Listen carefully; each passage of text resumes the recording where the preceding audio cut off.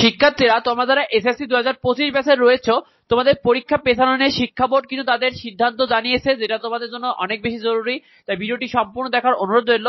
শিক্ষার্থীরা তোমাদের এসএসসি পরীক্ষা পেছানো নিয়ে শিক্ষা বোর্ড কি বলছে দেখো।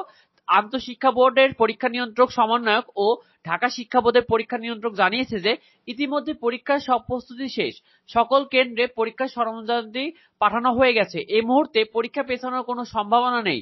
পরীক্ষা পেছানোর যেসব দাবি শিক্ষার্থীরা করেছে সেগুলো শিক্ষা বোর্ডের কাছে তারা আনুষ্ঠানিকভাবে জানানো হয়নি, অর্থাৎ তোমাদের যে দাবিগুলো সেগুলো নাকি শিক্ষা বোর্ডের কাছে পৌঁছায়নি আনুষ্ঠানিকভাবে, এটাও তারা জানিয়েছে।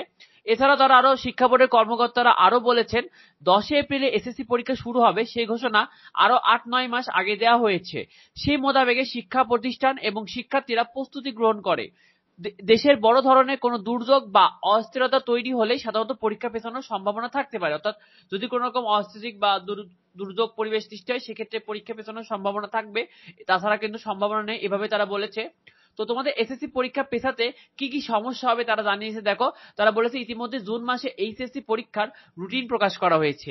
অন্যদিকে এই পরীক্ষা শেষ হওয়ার সাথে সাথে অর্থাৎ এইচএসসি পরীক্ষা শুরু হবে, অর্থাৎ তোমাদের এসএসসি পরীক্ষার পরে এইচএসসি পরীক্ষা শুরু হবে, তাই চাইলেও পরীক্ষা পেছানোর কোনো সুযোগ নেই।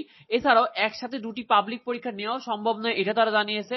এসএসসি পরীক্ষা পিছিয়ে গেলে এইচএসসি পরীক্ষা ও তোমাদের কলেজের ভর্তি কিন্তু পিছিয়ে যাবে, যার কারণে কিন্তু তারা পরীক্ষা পেছানো নিয়ে কোনো কথা বলেনি। তো ভিডিওটি এ পর্যন্তই। তোমাদের কমেন্টে তোমাদের মতামতগুলো অবশ্যই জানিও, আর আমাদের চ্যানেলটিকে অবশ্যই সাবস্ক্রাইব করে রাখো, তাহলে কিন্তু তোমরা পরবর্তী আপডেটগুলো দ্রুত পেয়ে যাবে।